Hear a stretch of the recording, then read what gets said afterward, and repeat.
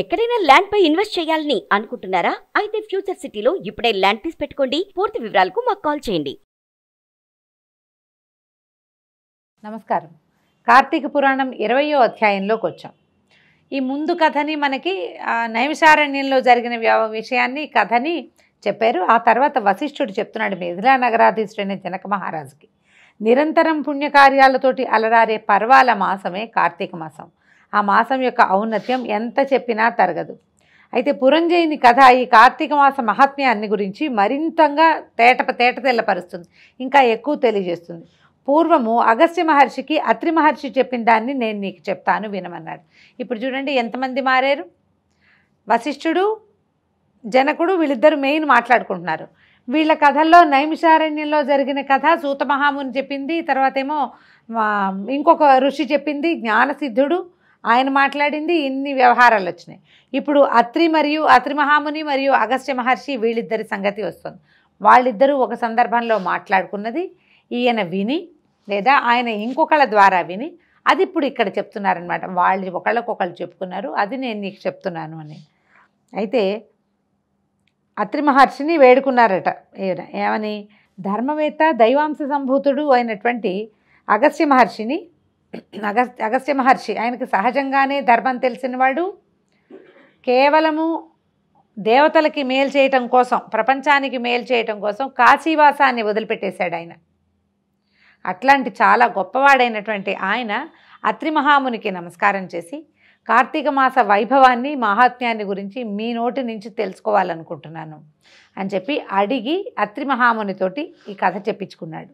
ఆయన ఏం చెప్తున్నాడంటే, అగస్త్య మహర్షి, ఈ కార్తీకం అనేది చాలా పుణ్యప్రదమైన మాసం.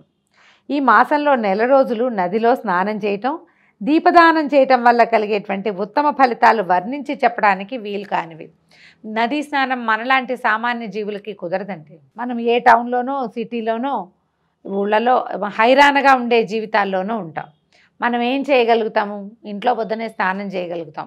మహా అయితే సమీపంలో ఏదైనా చెరువో లేకపోతే ఏ దేవాలయానికి సంబంధించిన కుండ్రమో వెళ్తే స్నానం చేయగలుగుతాం, కానీ నదీ స్నానం మన వల్ల కాదు. పరివాహక ప్రాంతాల్లో ఉండి ఈ శ్రద్ధ మీద ఉండి నిత్యము గోదావరి స్నానమో కృష్ణా స్నానమో ఏ తుంగభద్రా స్నానమో చేయగలిగే అదృష్టవంతులు ప్రత్యేకంగా ఉంటారు.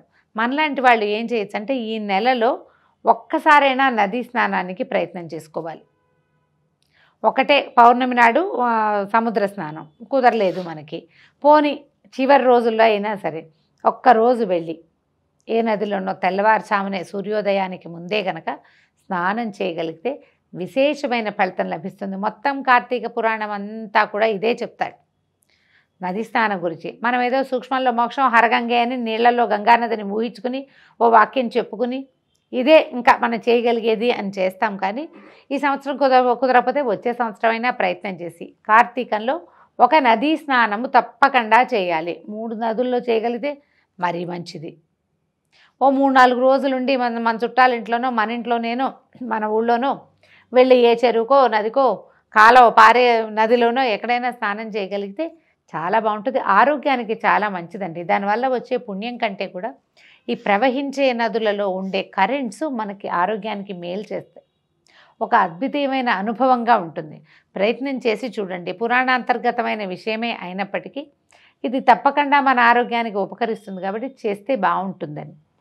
అయితే దీపదానం చేయటం వల్ల ఉత్తమ ఫలితాలు చెప్పడం అని చెప్పడానికి వీల్లేవు. స్నానంతో పాటు దీపదానం, ఒకవేళ నదీ స్నానం కుదరలేదు దీపదానం చేసుకోవచ్చు. దేవాలయంలో ఉన్న అర్చకుడికి చేయొచ్చు, మన ఇంటి పక్కన ఉండే బ్రహ్మచారి అబ్బాయికి చేయొచ్చు, ఎవరికైనా చేయొచ్చు. బ్రహ్మచారికి ఇవ్వచ్చు, పురోహితుడికి ఇవ్వచ్చు, సద్బ్రాహ్మడు ఎవరైనా వేద పండితులు వాళ్ళు అలా అవకాశం దొరికితే వాళ్ళకు కూడా ఇవ్వచ్చు. దానం వల్ల అపరిమితమైన ఫలితం లభిస్తుంది. అయితే సమస్త పాతకాలు వీటి వల్ల తొలగిపోతాయి, దుఃఖాలన్నీ నశిస్తాయి, పుణ్యలోకాలు సిద్ధిస్తాయి. ఇప్పుడు మనం చేసినటువంటి ఈ జన్మలో చేసిన పాతకాలు నశించడంతో పాటుగా వచ్చేది పునర్జన్మ లేకుండా ముక్తిని సంపాదించే అవకాశం కూడా మనకి ఈ దానం వల్ల ఈ స్నానం వల్ల లభిస్తుందట. పూర్వము పురంజయ మహారాజుని ఈ కార్తీక మాసం పునీతుణ్ణి చేసింది. అతని గురించి విన్నట్లయితే నీకు కార్తీక మాస మహాత్మ్యం పూర్తిగా తెలుస్తుందని చెప్పాడట అత్రి మహర్షి. ఏమిటో ఆ కథ పురంజయుడనే వాడెవడు అని అగస్త్య మహర్షి అడగ ఇలా చెప్తున్నారు. పూర్వం త్రేతాయుగంలో పురంజయుడు అనే రాజు అయోధ్యని పరిపాలిస్తూ ఉండేవాడు. పూర్వం త్రేతాయుగంలో అనగానే రాముల వారు ఉన్న కాలం కాదా అని ఒక ప్రశ్న వస్తూ ఉంటుందండి.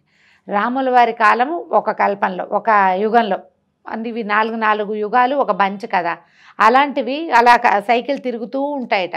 ఈ 4 జరిగేవి కొన్ని 100 సైకిల్స్ తిరిగాక అప్పుడు ఈ కల్పం నశించిపోతుందని మళ్ళీ వస్తుందని చెప్తారు, మళ్ళీ స్టార్ట్ అవుతుంది అని. ఈ సైక్లింగ్లో ఒక యుగంలో ఉన్న రాముల వారు ఇంకో యుగంలో కూడా ఉంటాడు, ఒక యుగంలో ఉన్న కృష్ణమూర్తి రెండో యుగంలో కూడా, రెండోసారి కూడా, అంటే ఈ రెండో సైకిల్లో కూడా వస్తాడు. ఈ యుగాల చక్రంలో, ఈ పరంపరలో ఒకసారి త్రేతాక యుగంలో ఈ పురంజయుడు అని ఆయన ఉన్నాడు. ఆయన కథను చెప్తున్నారనమాట. రాను అది ఏంటంటే ఇతను చాలా మంచి పేరు సంపాదించుకున్నాడు. చాలా గొప్ప రాజు, విపరీతంగా దానాలు చేసేవాడు. యుద్ధానికంటూ వెళ్తే గెలవడం తప్పిస్తే రెండో దారి లేదు, అంత బాగుండేవాడు. అయితే క్రమంగా ఏమైంది, రాజ్యాన్ని బాగా విస్తరించాడు. ఆసేతు హిమాచలము రాజ్యాన్ని విస్తరించాడు. ఆయనకి సొంతంగా అంటే వందిమాగధల కైవారాలు అవి వింటుంటే ఛాతీ వేడల్పైపోయేదన్నమాట. సెల్ఫ్ ఫీల్ అవటం మొదలుపెట్టాడు. మనం కూడా ఆ మనుషులకి అహంకారం రావటం ఎంతసేపు అండి, కొంచెం మనం అనుకున్నది సాధించినా, మనం అనుకున్న దానికంటే ఎక్కువగా మనకి లభించినా నా అంతటి వాడిని నేనే అనిపిస్తుంది. కాకపోతే జీవితం ఉద్భుతప్రాయం, ఇదంతా భగవంతుడి అనుగ్రహం వల్ల లభించింది, చుట్టుపక్కల వాళ్ళందరూ కలిసి నాకు ఇది లభించేలాగా చేశారు అన్న భావన ఉండదు వ్యక్తుల్లో, సహజం అది. ఈ భావాలు రావడానికి సామాన్య మానవులే అక్కర్లేదు, మహారాజులు, మహామంత్రులు, మహారుషులు కూడా దానికి అతీతులు కాదు. మానవ సహజమైన భావాలు. ఈ భావాల్లోకి ఆయన ఏంటి, సాధారణంగా మంచిగా దాన ధర్మాలు చేస్తూ ప్రజారంజకంగా పరిపాలిస్తూ దేశాన్ని విస్తరణ చేస్తూ ఎంతో చక్కగా ఉన్నటువంటి పురంజయుడు క్రమంగా మార్పు రావటం మొదలైందట. వందిమాగధల కైవారాలు, స్తుతులు, స్తోత్రాల వలన తనను చూసి శత్రురాజులు పడేటువంటి భయాందోళన వల్ల తనకు తానే సాటి అనే అహంకారం పెరిగిపోయింది. నా అంతటి వాడిని నేను దేవుణ్ణి అనుకోవటం కూడా మొదలుపెట్టాడు. దేవుళ్ళు ఎలా అవుతారు? ఎవరైనా ఎంత పరాక్రమశాలుడైనా దేవుళ్ళు ఎవరు, ఎంత భయపెట్టగలిగిన వాడైనా దేవుడెవడు, దేవుడు దేవుడే, మానవుడు మానవుడే. ఆ తేడా గ్రహించలేకపోతారనమాట. అయితే వినోద విషయాల మీద మోజు పెరిగిపోయింది, పరిపాలనా విషయాల మీదేమో శ్రద్ధ తగ్గిపోయింది. ఇంకెందుకు పరిపాలించడం, రాజ్యం అంతా సుస్థిరం చేసాం, మనం హాయిగా ఉండొచ్చు, పైగా నేను ఉన్నదే అనుభవించడానికి, అలాంటి ఒక పిచ్చి ధోరణి వచ్చేసిందనమాట. ఇతరులు ఇచ్చిన సలహాలు, సంప్రదింపులను నిర్లక్ష్యం చేసేవాడు. ప్రభు ఈ సమయం అయితే శివారాధన చేయాలి, ఈ సమయంలో విష్ణువారాధన చేయాలి, ఈ సమయం ఇది చాతుర్మాస్య వ్రత సమయం, ఇది కార్తీక మాసం, ఇది ఇంకో మాసం, ఈ మాసంలో రాజన్నవాడు ఇట్లా చేయాలి. ప్రజారంజన అంటే కేవలము పరిపాలన, రాజ్యకాంక్ష, రాజ్యాన్ని చేయటం కాదు. ప్రజలకి రంజకత్వంగా ఉండాలంటే ప్రజలు ఆచరించవలసిన ధర్మాన్ని రాజు స్వయంగా ఆచరించాలి. ప్రజల్ని బుద్ధిమంతులుగా ఉండండి, మీరు పన్నులు ఎగ్గొట్టకండి, మీరు మర్యాదస్తులుగా వ్యవహరించండి అంటే ముందు రాజుకు ఉండాలి కదా మర్యాద. రాజుకు సభా మర్యాద ఉండాలి. ప్రజలకి తను ఏం చేయాలో అది చేసి అప్పుడు పన్నులు తీసుకోవాలి. మీ రాజుకు లేనిది బంటుకు ఎక్కడి నుంచి వస్తుంది మర్యాద? పద్ధతి రాదు. ఎప్పుడూ ధర్మాచరణ పైవాడు చేస్తేనే కిందవాడికి వస్తుంది. ఇంట్లో కూడా చూడండి, అమ్మా నాన్న ధర్మాచార పరులైతే కనీసం పిల్లల్లో సగం మంది ధర్మాచరణ చేస్తారు. ఒక పిల్లాడే ఉంటే వాడు ఏం చేస్తాడో మనం చెప్పలేం. కానీ 4 పిల్లలున్న తల్లిదండ్రులు చక్కగా మర్యాదస్తులు, బుద్ధిమంతులు, చాలా ధర్మాన్ని ఆచరించేవాళ్ళు, పండగలకి, పబ్బాలకి, పర్వదినాలకి చేయవలసిన విధి విధానాలు ఇంట్లో గనక చేస్తూ ఉంటే ఈ 4 పిల్లల్లో కనీసం 3 పిల్లలు అలా ధర్మాచరణ చేసేందుకు అవకాశం ఉంటుంది. ఎవడో ఒకడు దారి తప్పడం లోక సహజంగా జరిగేది. కానీ ఆచరణ పోదు, పైవాడు తప్పకుండా ఆచరించాలి. రాజన్నవాడు ధర్మాచరణ మానేసి వినోద కార్యక్రమాల వైపుకు వెళ్ళిపోయి మంచి మాట విననివాడు, మంచి పని చేయనివాడు, ధర్మాచరణ లేనివాడు అయ్యేసరికల్లా ప్రపంచం తల్లకిందులైపోతుంది, దేశాలు భ్రష్టు పట్టిపోతాయి. ఇక్కడ కూడా అలాంటిదే జరుగుతుందన్నమాట. రాను ఈయన ప్రజారంజకత్వానికి బదులుగా ప్రజా కంటకుడిలాగా తయారయ్యాడు. మహారాజైనా కూడా ఈ పురంజయుని ప్రవర్తనని భరించలేక సామంతరాజులంతా సహనం కోల్పోయారు. ఒక పెద్ద రాజు ఉంటే సామంతరాజులు ఉంటారు చాలామంది. ఆయన ప్రవర్తన దుష్ప్రవర్తనగా మారిపోయింది. ప్రతిదీ తన ఇష్టారాజ్యంగా చేయటం మొదలుపెట్టాడు. సామంతులకి విసుగు పుట్టిపోయింది. ఇంకా ఈయన గొప్పతనాన్ని ఇప్పుడు చక్రవర్తికి సామంతరాజులు ఉంటారు. చక్రవర్తి ప్రజారంజకుడైతే సామంతులు కూడా ఆపేక్షతో, ప్రేమతో మన ప్రభు ఇతను అని గౌరవిస్తారు. అతనికి ప్రజారంజకత్వం లేదు, దాంతో రాజుకు లోబడి ఉండాలనే గుణం సామంతరాజులకి పోయింది. వాళ్ళంతా కలిసికట్టుగా దండెత్తి ఇతని మీదకి వచ్చేశారు. తమలో బలవంతుడెవడో ధర్మపరుడెవడో వాడిని చూసి మళ్ళీ చక్రవర్తిని చేస్తారు. ముందు చక్రవర్తిని దించేసేయాలన్నమాట. ఇది దించడం కోసం గుంపంతా వచ్చి ఇతని మీద పడ్డారు. పురంజేయుడి రథానికి పంచకళ్యాణి గుర్రాలు పూంచబడేవి. దృఢమైన చక్రాలు కలిగిన మణిమయమైనటువంటి కాంతులతో కూడిన జెండాతో ప్రకాశించే ధనుర్బాణాలతోటి సుసంపన్నమైన అనేక యుద్ధాలలో విజయం సాధించి పెట్టిన ఆ రథం మీద పదగజ తురంగ దళాలతోటి బయలుదేరి శత్రువులను ఎదుర్కోవటం మొదలుపెట్టాడు పురంజేయుడు. ఒక పెద్ద రథాన్ని పూడ్చుకున్నాడు. ఆ పెద్ద రథాన్ని తయారు చేయించుకున్నాడు. అది ఎన్నో యుద్ధాలు చేసిందట ఆ రథం. ఎన్ని యుద్ధాలలోనూ ఈయనకి విజయాన్ని సాధించి పెట్టింది.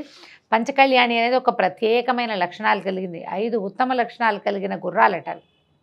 ఒక గుర్రం ఉంటుంది రాజుగారికి ప్రత్యేకంగా. అలాంటి ప్రత్యేకమైన గుర్రాలు 4టిని పూంచినటువంటి ఆ రథం మీద పదగజ తురంగాలు అంటే పదం కాల్బలము, తర్వాత గజబలము, అశ్వబలము, ఈ దళాలతో కలిసి ఇన్ని దళాలతోటి కలిసి బయలుదేరాడు. చతురంగ బలాలు అంటారు కదా, చతురంగాలు ఉంటాయి అందులో. ఈయన 3 బలాలు చెప్తున్నారు, పదము, గజము, తురంగము అని. వీళ్ళందరితోటి బయలుదేరి వెళ్ళాడు. వెళ్ళిన తర్వాత ఏం చేశాడు? బాణాలు, గదలు, ఇంకా అనేక విధమైన శస్త్రాస్త్రాలతోటి సంకులమైన సమరం జరుగుతుంది. చాలా పెద్ద యుద్ధం జరిగింది. ఇక్కడ ఏంటంటే అహంకారం అనేది మానవుడి పతనానికి పునాది రాయి. ఆ పునాది రాయి కదిపితే భవనం ఎట్లా కూలిపోతుందో అదేవిధంగా అహంకారం అనేది పెరిగితే మానవుడు ఎంత తొందరగా పతనమైపోతాడో ఈ కథ ద్వారానే తెలుస్తుంది. ఈ భయంకరమైన యుద్ధం జరుగుతోంది. ఇదనేమో ఒక్కడు చక్రవర్తి, సామంతులు 15 మంది కలిసిపోయారు. రణక్షేత్రం అంతా తెగిన గుర్రాలు, ఏనుగులు, కళేబరాలతోటి, హాహాకారాలతోటి నిండిపోయి చూడ్డానికి మరుభూమిలాగా, రుద్రభూమిలాగా కనిపిస్తోందిట. కాంభోజరాజు పురంజేయుడి మీదకి ధనుర్బాణాలతో దూసుకొచ్చాడు. అతనిపై బాణవర్షం కురిపించాడు. అయితే పురంజేయుడు చాలా గొప్ప రాజు. ఆయన శక్తియుక్తుల మీద మనకు అనుమానం ఏం అక్కర్లేదు. అతను యుద్ధం సమర్థవంతంగానే చేస్తున్నాడు. కానీ అవతల వాళ్ళకి ధర్మబలం ఉంది, ఇతనికి ధర్మబలం లేదు, దైవబలం కూడా లేదు. ఏ దైవ కార్యాలు, ధర్మకార్యాలు ఆచరించడం మానేశాడు అతను. రాజు ఆచరించవలసింది తప్పకుండా హోమం, యజ్ఞం, విధులు తప్పకుండా ఆచరించాలి. అవి ఏవి అతను చేయలే ఇటీవల కాలంలో. దాంతో ఇతను ఆగలేకపోతున్నాడనమాట.